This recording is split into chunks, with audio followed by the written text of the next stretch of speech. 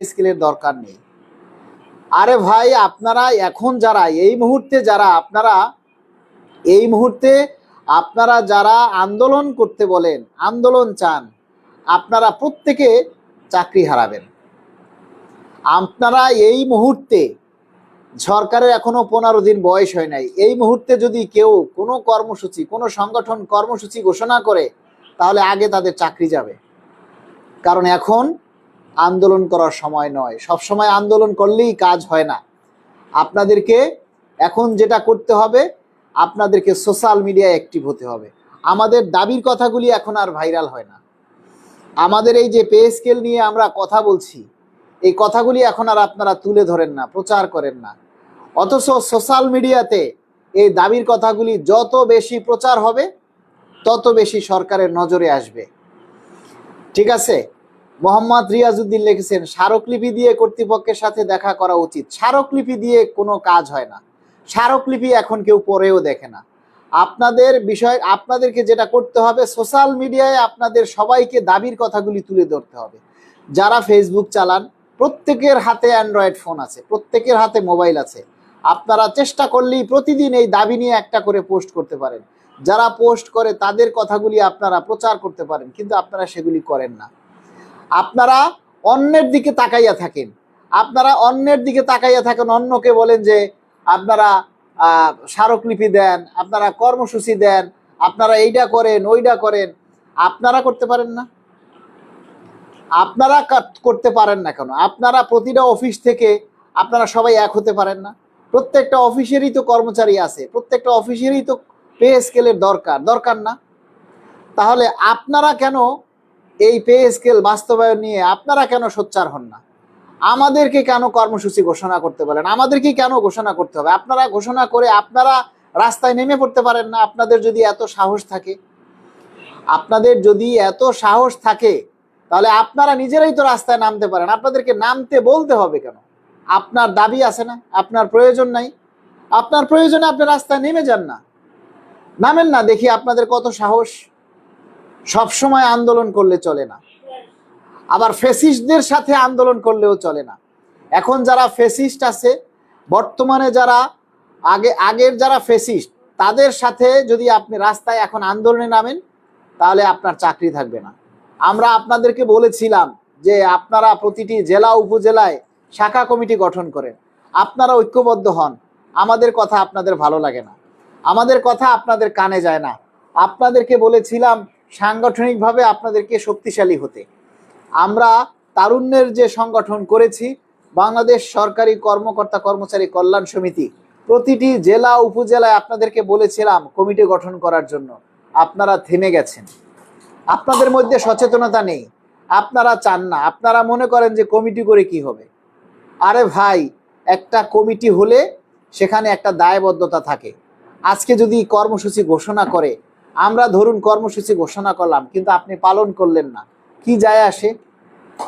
আপনাকে আমি ধরতে পারবো না, আপনাকে আমি বলতে পারবো আপনি কর্মসূচি পালন করলেন না কেন? কিন্তু আপনার কাছে যদি আমার একটা কমিটি থাকে, তাহলে আপনাকে আমার জবাবদিহিতা করার সুযোগ আছে। আপনাকে আমি বলতে পারবো যে ভাই, আপনি কমিটি করেছেন, আপনি ওই কমিটির সভাপতি, সেক্রেটারি, আপনি কেন আন্দোলন করলেন না, কেন কর্মসূচি পালন করলেন না, জবাব দিন। এখন আমরা কাকে বলবো? তাই সব সময় আন্দোলন করলে হয় না, কোনো সময় বুদ্ধি দিয়ে কাজ করতে হয়, কৌশল করতে হয়।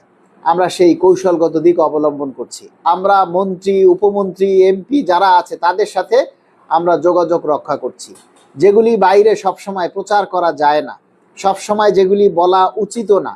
আমরা আমাদের মতো আমাদের দাবির কথাগুলি আমরা প্রচার করছি।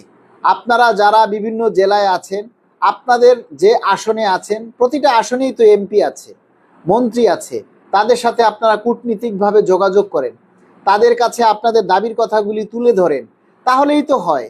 তাহলে দেখবেন যে সামনে যে সংসদ অধিবেশন আসতেছে, সেই সংসদ অধিবেশন আসলে সেখানে যাতে আমাদের দাবির কথাগুলি উত্থাপন করে, সেইভাবে আপনারা সবাই যার যার আসন থেকে যার যার এমপি মন্ত্রীদের সাথে যোগাযোগ রক্ষা করেন। সবসময় আন্দোলন কর্মসূচি দিয়ে কাজ হয় না, বুঝতে পারছেন? সবসময় আন্দোলন কর্মসূচি দিয়ে কাজ হয় না।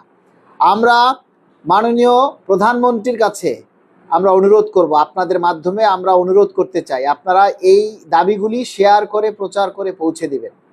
মাননীয় প্রধানমন্ত্রী, এই যে সামনে একটা ঈদ আসতেছে, আমাদের অনেক সরকারি কর্মচারী আছে যারা নিজেরা ঈদের সময় একটা নতুন জামা কিনতে পারে না, যারা ছেলে মেয়েদের মুখের দিকে তাকিয়ে তাদেরকে ভালো একটা জামা কাপড় কিনে দিতে পারে না, যারা তাদের স্ত্রীদেরকে ভালো একটা শাড়ি কিনে দিতে পারে না, অনেক বাবা মা আছে তাদেরকে তারা ভালো একটা নতুন কাপড় চোপড় কিনে দিতে পারে না।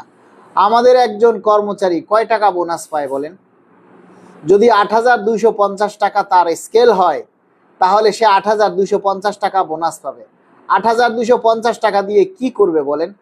আজকে কর্মচারীরা ধার দেনায় জর্জরিত, প্রত্যেকটা কর্মচারী ধার দেনায় জর্জরিত। তারা এই যে বোনাসটা পাবে ৮,০০০, ১০,০০০ বা ১২,০০০, ১৫,০০০ টাকা যারা বোনাস পাবে, এই বোনাস দিয়ে কি করবে বলেন তো? এই বোনাস দিয়ে তারা কি এই সেমাই চিনি কিনবে, নাকি ঘরের যারা পরিবার আছে তাদের জন্য নতুন কাপড় চোপড় কিনবে, নাকি আগের ধার দেনা মিটাবে?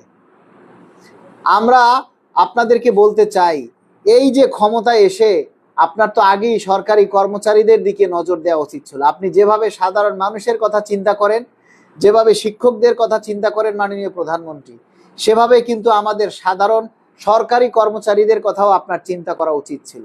আপনি যদি শুধু মুখ দিয়ে বলতেন যে সরকারি কর্মকর্তা কর্মচারীরা তোমরা শান্ত হও, পে স্কেল ইনশাল্লাহ আমি দেব, একটু সময় দাও, তাও আমরা মনের মধ্যে একটু স্বস্তি পেতাম, তাও আমরা মনের মধ্যে একটু শান্তি পেতাম যে যাক, আমাদের মাননীয় প্রধানমন্ত্রী যখন বলেছেন আমরা পে স্কেল অবশ্যই পাবো।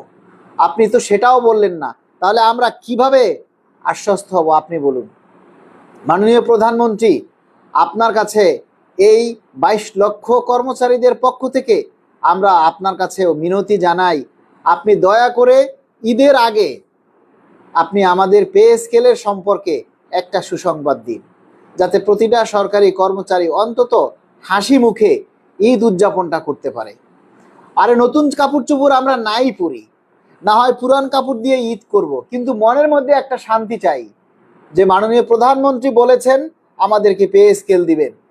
উনি নির্বাচনের আগে বলেছেন আর নির্বাচনের পরে ক্ষমতায় গ্রহণ করে বলা, দুইটা কথার মধ্যে অনেক তফাৎ। মাননীয় প্রধানমন্ত্রী, আপনি ক্ষমতা গ্রহণ করে প্রধানমন্ত্রী হয়েছেন, আপনি এখন সাধারণ মানুষের জন্য ফ্যামিলি কার্ড করছেন, ওয়েলকাম, আপনাকে বাহবা জানাই যে আপনি সাধারণ মানুষের কথা চিন্তা করছেন। আপনি শিক্ষকদের হাতে ট্যাব তুলে দিচ্ছেন, আর আপনারা যারা সাধারণ কর্মচারী, নিম্ন গ্রেডে যারা নিম্ন বেতনে চাকরি করে, তাদের তো কিছু বললেন না, তাদের ব্যাপারে কিছু বলুন, আমরা একটু সন্তুষ্ট হই, আমরা আমাদের আত্মায় একটু শান্তি পাওক, আমরাও যাতে একটু আশ্বস্ত হতে পারি যে মাননীয় প্রধানমন্ত্রী আমাদের নিয়েও চিন্তা করছেন। আমি কি ভুল বলেছি আপনারা বলুন, যারা লাইভে আছেন আপনারা কমেন্টস করে একটু জানান যে না, আমার কথাগুলি ভুল, আমি ভুল বলছি, এগুলি আমি যে কথাগুলি বলছি এগুলি কি আপনাদের কথা নয়? তাহলে আপনাদেরকে আমার শেয়ার করতে বলতে হবে কেন? এটা কি আপনাদের নৈতিক দায়িত্ব না? আপনি পে স্কেল চাচ্ছেন, পে স্কেল পেতে চাচ্ছেন, কিন্তু পে স্কেল আদায় করার জন্য যে এই যে ভাইটা আপনাদের জন্য শ্রম দিচ্ছে, পরিশ্রম করছে, আমাকে সহযোগিতা করা আপনাদের উচিত না? আমি যে এই যে আপনার দাবির কথাগুলি তুলে ধরছি, এগুলি প্রচার করা আপনাদের উচিত না? এগুলি শেয়ার করে এগুলিতে যত বেশি আপনি মন্তব্য করবেন, পজিটিভ মন্তব্য করবেন, এগুলি কিন্তু পর্যালোচনা করা হয়। আর একটা বিষয়, আমার এই ভোরের আলো, আপনাদের এই যে ভোরের আলো যে পরিবারটা রয়েছে, এই পরিবারে যে কোনো দাবির কথা দিলে সেগুলি উচ্চ মহলের পর্যন্ত পৌঁছে যায়। তাহলে আপনারা সেই উচ্চ মহল পৌঁছতে যাওয়ার জন্য আপনারা হলেন সিঁড়ি। একটা মানুষ যদি উপরে উঠে, সিঁড়ি বেয়ে ১ থাক ২ থাক করে যেভাবে উপরে ওঠে, তেমনি উপরে ওঠার সিঁড়ি হচ্ছেন আপনারা। আপনারা যদি আমাদের এই কথাগুলি প্রচার না করেন, আপনারা যদি আমাদের এই কথাগুলি শেয়ার না করেন, তাহলে তো আমাদের এই কথাগুলি শুধু আপনাদের মধ্যেই থাকবে। কিন্তু আমরা তো এই কথাগুলি আপনাদের মধ্যে রাখতে চাই না, আমরা চাই আমাদের এই কথাগুলি মাননীয় প্রধানমন্ত্রীর কানে পৌঁছে যাক। আর মাননীয় প্রধানমন্ত্রীর কাছে এই কথাগুলি তখনই পৌঁছে যাবে যখন আপনারা এই কথাগুলিকে প্রচার করবেন, শেয়ার করবেন। এই মাধ্যমটা, এই সোশ্যাল মিডিয়াটা হচ্ছে এমন একটা মিডিয়া, এখানে সবার কথা বলা যায়, বলার সুযোগ আছে। আজকাল টেলিভিশনে এই যে দেখেন সাংবাদিকরা অনলাইন পত্রিকায় লিখে প্রচার করে, আমরা সেগুলি সবাই প্রচার করি। কেন? তারা আমাদের কথাগুলি তুলে ধরে। কিন্তু এই যে সাংবাদিকের চাইতে আমরা যে কথাগুলি তুলে ধরি আপনাদের সামনে, এগুলি কি সাংবাদিকের চাইতে কম কিছু? সাংবাদিকরা কি আমাদের দাবির কথাগুলি তুলে ধরে? বলেন। আপনারা যদি প্রচার না করেন, আপনারা যদি আমাদের দাবির কথাগুলি তুলে না ধরেন, তাহলে তো আমাদের দাবির কথাগুলি উচ্চ মহলে পৌঁছাবে না, প্রচার হবে না।